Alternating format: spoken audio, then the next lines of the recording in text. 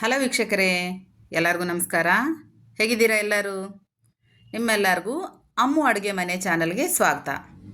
ಇದೇನಿದಪ್ಪ ಇದು ಹೀಗಿದೆ, ಏನು ರೆಸಿಪಿ ಇರ್ಬೋದು ಅಂತ ಅಂದ್ಕೊಳ್ತಿದ್ದೀರಾ? ಏನಿಲ್ಲ ವೀಕ್ಷಕರೇ, ಇವತ್ತು ನಾನು ಸಿಂಪಲ್ಲಾಗಿ ಬದನೆಕಾಯಿ ಗೊಜ್ಜನ್ನು ಮಾಡಿದ್ದೀನಿ. ನಾನು ಹೇಗೆ ಮಾಡಿದ್ದೀನಿ ಅಂತ ಈಗ ನಿಮಗೆ ಹೇಳ್ತೀನಿ. ಸೊ ರೆಸಿಪಿ ತಿಳ್ಕೊಬೇಕು ಅಂದರೆ ವಿಡಿಯೋ ಪೂರ್ತಿ ನೋಡಿ. ಹಾಗೆಯೇ ಯಾರಾದರೂ ಈ ವಿಡಿಯೋ ನಮ್ಗೆ ಗೊತ್ತು ಈ ರೆಸಿಪಿ ಅಂತ ಅಂದ್ಕೊಳ್ಳೋರಿದ್ದರೆ ಸ್ಕಿಪ್ ಮಾಡಿ, ಅಥವಾ ನೋಡಿ ನಾನೇನಾದರೂ ವೆರೈಟಿಯಾಗಿ ಮಾಡಿದ್ದೀನಿ ನಿಮ್ಗೆ ಇಷ್ಟ ಆಯಿತು ಅನಿಸಿದರೆ ವಿಡಿಯೋ ಲೈಕ್ ಮಾಡಿಕೊಂಡು ಚಾನಲ್ ಸಬ್ಸ್ಕ್ರೈಬ್ ಮಾಡ್ಕೊಳ್ಳಿ. ಈ ರೆಸಿಪಿಗೆ ನಾನು ಬದನೆಕಾಯಿ, ಈರುಳ್ಳಿ, ಬೆಳ್ಳುಳ್ಳಿ, ಟೊಮ್ಯಾಟೊ ಮತ್ತು ಹಸಿಮೆಣಸಿನ್ಕಾಯಿ ತೊಗೊಂಡಿದ್ದೀನಿ. ಬದನೆಕಾಯಿ ಎಳೆದು ನೋಡಿ ತೊಗೊಳ್ರಿ.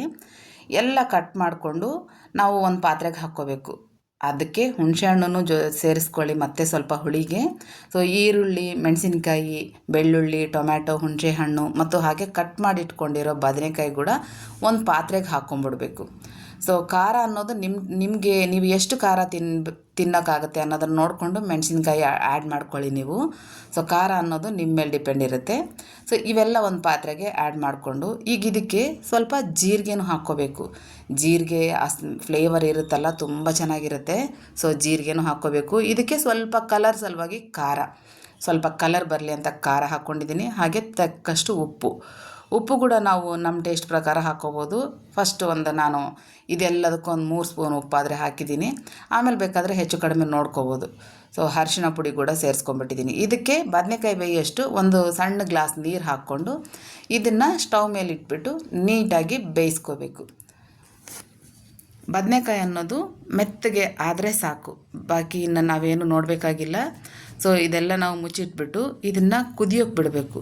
ನೋಡಿ ಯಾವ ಥರ ಕುದೀತಾ ಇದೆ. ಮಧ್ಯದಲ್ಲಿ ಒಂದು ಸಲ ಈ ಥರ ಎಲ್ಲ ಕಲಿಸ್ಕೊಂಡು ಮತ್ತೆ ಮುಚ್ಚಿಬಿಟ್ಟು ಇಟ್ಬಿಡಬೇಕು.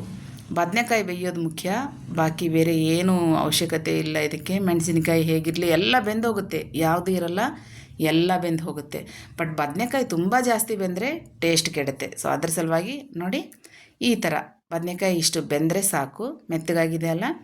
ಈಗ ಇದರಲ್ಲಿ ಇನ್ನೂ ಸ್ವಲ್ಪ ನೀರು ಉಳ್ಕೊಂಡಿದೆ ನೋಡಿ. ಆ ನೀರೇನಿದೆ ಅದು ಕೂಡ ಪೂರ್ತಿ ಬೆಂದು ಹೋಗೋ ತನಕ ಬೇಯಿಸ್ಕೊಳ್ಳೋಣ. ನೀರು ಜಾಸ್ತಿ ಇದ್ದರೆ ಸ್ವಲ್ಪ ಗೊಜ್ಜು ಅನ್ನೋದು ಗಟ್ಟಿ ಇರಬೇಕು. ನೀರು ಜಾಸ್ತಿ ಇದ್ದರೆ ಸಾರು ಥರ ಆಗಿಬಿಡುತ್ತೆ. ಸೊ ನೀರು ಇರೋದೇನು ಬೇಕಾಗಿಲ್ಲ. ಸೊ ಇನ್ನೊಂದು ಸ್ವಲ್ಪ ಹೊತ್ತು ಬೇಯಿಸ್ಕೊಳ್ಳೋಣ ಇದನ್ನು, ಇನ್ನೊಂದು 2 ನಿಮಿಷಕ್ಕೆ. ನೋಡಿ ಇವಾಗ ಆಲ್ಮೋಸ್ಟ್ ನೀರೆಲ್ಲ ಕಂಪ್ಲೀಟ್ ಮುಗ್ದೇ ಹೋಯ್ತು, ಎಲ್ಲ ಬೆಂದು ಹೋಯಿತು. ಸೊ ಈಗ ಇದನ್ನು ಮ್ಯಾಶ್ ಮಾಡ್ಕೊಳ್ಳೋಣ. ನಿಮ್ಮ ಹತ್ರ ಯಾವುದೇ ಮ್ಯಾಶರ್ ಇರಲಿ, ಈ ಥರ ನೀಟಾಗಿ ಮ್ಯಾಶ್ ಮಾಡ್ಕೊಂಬಿಡ್ರಿ. ಮ್ಯಾಶ್ ಮಾಡ್ಕೊಂಡ ನಂತರ ಇದಕ್ಕೆ ಒಗ್ಗರಣೆ ಹಾಕ್ಕೊಳ್ಳೋಣ. ಸಿಂಪಲ್ ರೆಸಿಪಿ, ಒಗ್ಗರಣೆ ಕೂಡ ತುಂಬ ಸಿಂಪಲ್ಲು. ಸ್ಟವ್ ಆನ್ ಮಾಡಿಕೊಂಡು ಮತ್ತೆ ಒಂದು ಬೇರೆ ಪಾತ್ರೆಯಲ್ಲಿ ಎಣ್ಣೆ ಹಾಕಿಟ್ಕೊಂಡು ಸ್ಟವ್ ಮೇಲೆ ಇಟ್ಕೊಂಬಿಡೋಣ. ಇದಕ್ಕೆ ಒಗ್ಗರಣೆ ನೋಡಿ, ಸಾಸಿವೆ, ಜೀರಿಗೆ, ಮೆಂತ್ಯ ಫಸ್ಟ್ ಒಗ್ಗರಣೆಗೆ ಹಾಕ್ಕೊಂಬಿಡೋಣ. ಸಾಸಿವೆ ಚಿಟಪಟ ಅನ್ನಬೇಕು. ಸಾಸಿವೆ ಚಿಟಪಟ ಅಂದ ನಂತರ ನಾವು ಇದಕ್ಕೆ ಬೆಳ್ಳುಳ್ಳಿ ಆ್ಯಡ್ ಮಾಡಬೇಕು. ಆವಾಗಲೇ ನಮಗೆ ಆ ಒಗ್ಗರಣೆ ಫ್ಲೇವರ್ ಅನ್ನೋದು ತುಂಬ ಚೆನ್ನಾಗಿರುತ್ತೆ. ಸಾಸಿವೆ ಮತ್ತು ಮೆಂತ್ಯ ಸ್ಮೆಲ್ಲು ತುಂಬ ಸೂಪರಾಗಿರುತ್ತೆ. ಸೊ ಬೆಳ್ಳುಳ್ಳಿ ಆದ ನಂತರ ನೆಕ್ಸ್ಟ್ ಇದಕ್ಕೆ ಒಣಮೆಣಸಿನ್ಕಾಯಿ, ಕರಿಬೇವು ಆ್ಯಡ್ ಮಾಡಿಕೊಂಡು ನೀಟಾಗಿ ಒಗ್ಗರಣೆನ ಒಂದು 2 ನಿಮಿಷ ಫ್ರೈ ಮಾಡ್ಕೋಬೇಕು. ಸೊ ಮೆಣಸಿನ್ಕಾಯಿ ಕಲರ್ ನೋಡಿ ಚೇಂಜ್ ಆಯ್ತಲ್ಲ. ಇವಾಗ ನಾವು ಮ್ಯಾಶ್ ಮಾಡ್ಕೊಂಡಿರೋ ಬದನೆಕಾಯಿ ಗೊಜ್ಜು ಏನಿದೆ ಅದನ್ನು ಈ ಒಗ್ಗರಣೆಗೆ ಹಾಕ್ಕೊಂಬಿಡೋಣ. ಇನ್ನೇನು ಮುಗೀತು recipe. Simple and easy recipe ಮುಗೀತು.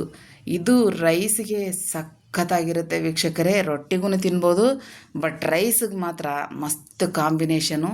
ಒಂದು ಸಲ ಟ್ರೈ ಮಾಡಿ ನೋಡಿ, ತುಂಬ ಚೆನ್ನಾಗಿದೆ ಅಮ್ಮು ಅಂತ ನೀವೇನು ನನಗೆ ಕಮೆಂಟ್ ಮಾಡ್ತೀರಾ.